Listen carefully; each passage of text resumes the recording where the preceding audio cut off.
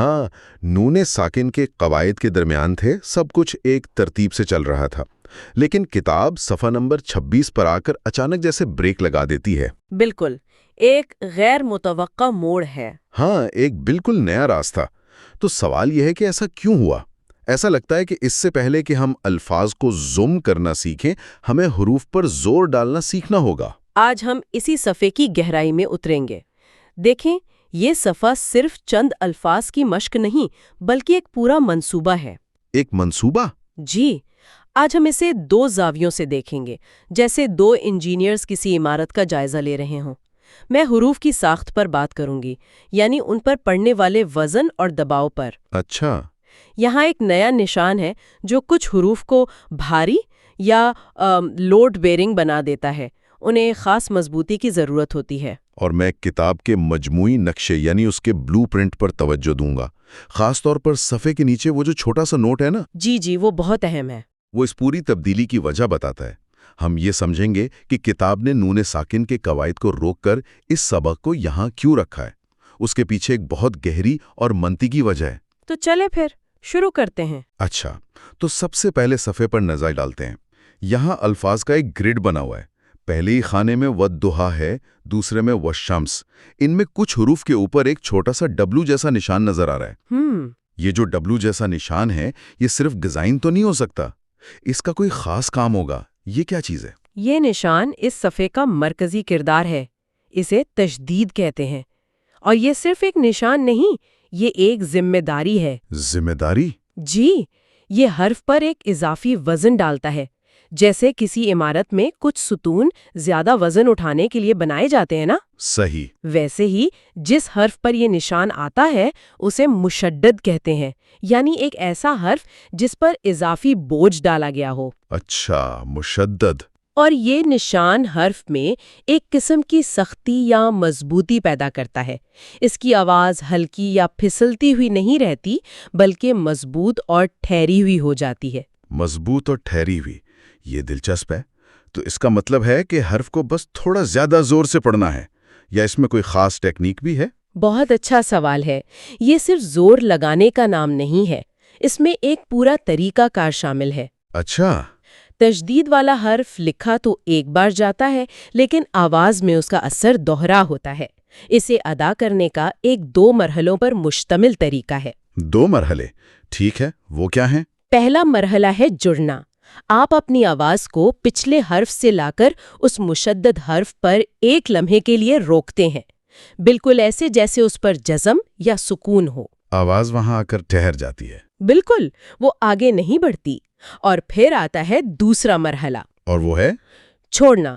آواز کو اس حرف پر روکنے کے فوراً بعد آپ اسے اس کی اپنی حرکت یعنی زبر، زیر یا پیش کے ساتھ ادا کرتے ہیں۔ اچھا۔ مثال کے طور پر پہلے خانے میں والضحیٰ کو دیکھیں۔ ہم اسے والضحیٰ کی طرح نرمی سے نہیں پڑھتے۔ ہم پہلے وا کی آواز کو زود سے جوڑ کر روکتے ہیں، ود۔ یہاں آواز ٹھہر گئی، ود، صحیح۔ پھر فوراً زود کو اس کی اپنی حرکت پیش کے ساتھ چھوڑتے ہیں، ضحیٰ۔ تو کل آواز بنتی ہے والضحیٰ۔ ایک واضح دباؤ اور ٹھہراؤ محسوس ہوتا ہے۔ اچھا، یعنی ود، ضحیٰ، یہ تو واقعی 2 الگ الگ حرکتیں محسوس ہو رہی ہیں جو ایک ساتھ جڑی ہوئی ہیں۔ اس کو یاد رکھنے کا کوئی آسان طریقہ ہے؟ بالکل ہے۔ اس کو سمجھنے کے لیے ایک مثال لیتے ہیں۔ فرض کریں کہ تشدید ایک ویلکرو کی دیوار کی طرح ہے۔ ویلکرو کی دیوار؟ جی، پچھلے اسباق میں آپ حروف کے پاس سے آسانی سے گزر جاتے تھے، جیسے کسی ہموار دیوار کے پاس سے بھاگتے ہوئے گزرنا۔ لیکن تشدید والا حرف ایک ویلکرو دیوار ہے۔ واہ، یہ بہت اچھی مثال ہے۔ یعنی آپ کو اس سے ایک لمحے کے لیے چپکنا پڑتا ہے؟ بالکل۔ یہ آواز کو روکنا ہے، یعنی جوڑنا، اور پھر خود کو اس سے الگ کرنا پڑتا ہے، جو کہ حرکت کے ساتھ آواز کو چھوڑنا ہے۔ آپ نے بالکل صحیح سمجھا۔ اگر آپ صرف اس دیوار کے پاس سے پھسل کر گزر گئے تو آپ نے تشدید کو صحیح طریقے سے ادا نہیں کیا۔ بالکل یہی بات ہے۔ آپ کو اس سے جڑنا اور پھر الگ ہونا ہے، یہی اس کی ٹیکنیک ہے۔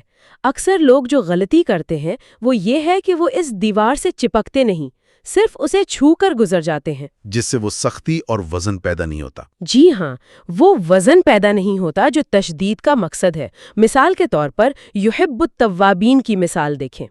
یہاں با اور تا دونوں پر تشدید ہے۔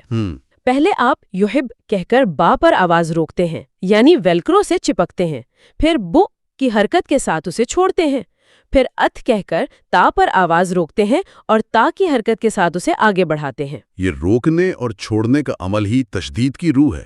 واہ! جی، یہ ویلکرو والی مثال تو زبردست ہے۔ مجھے یہ جڑنے اور چھوڑنے کا طریقہ سمجھ آ گیا، لیکن ایک بات ابھی بھی کھٹک رہی ہے۔ کیا؟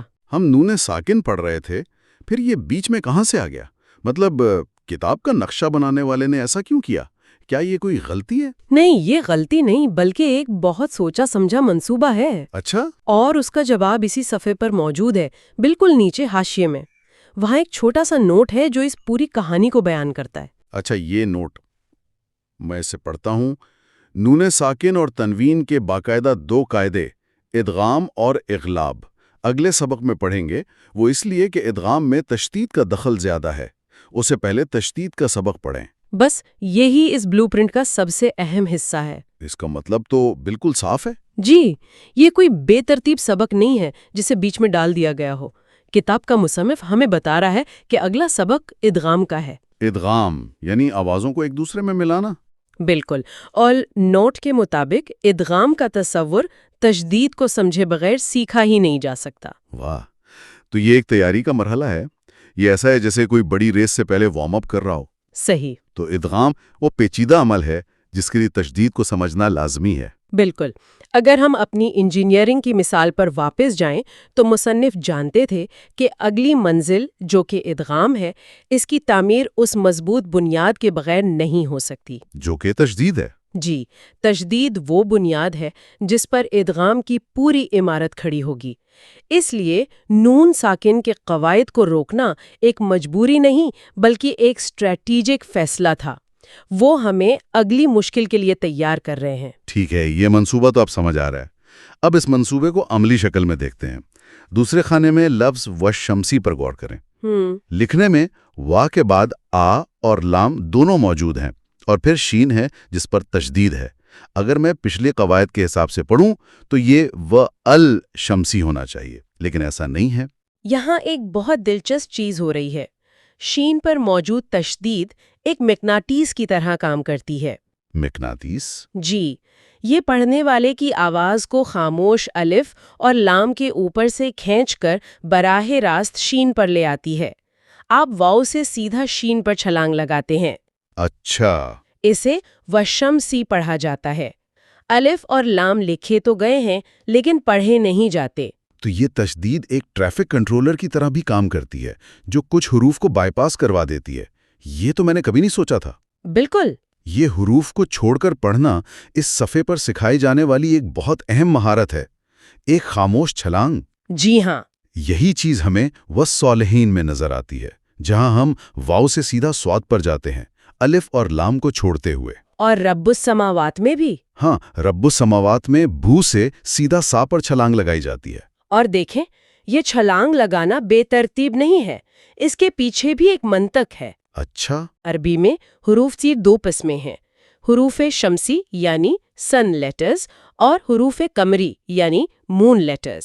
حروف شمسی اور قمری یہ کیا ہیں؟ آسان الفاظ میں حروف شمسی وہ حروف ہیں جیسے شین یا سواد یا سین کہ جب ان سے پہلے ال آتا ہے تو لام کی آواز خاموش ہو جاتی ہے۔ اچھا۔ اور اس شمسی حرف پر تشدید آ جاتی ہے، اسی لیے ہم الشمس کو الشمس پڑھتے ہیں، لام کو چھوڑ کر۔ جبکہ حروف قمری کے ساتھ لام کی آواز پڑھی جاتی ہے؟ بالکل، جیسے القمر۔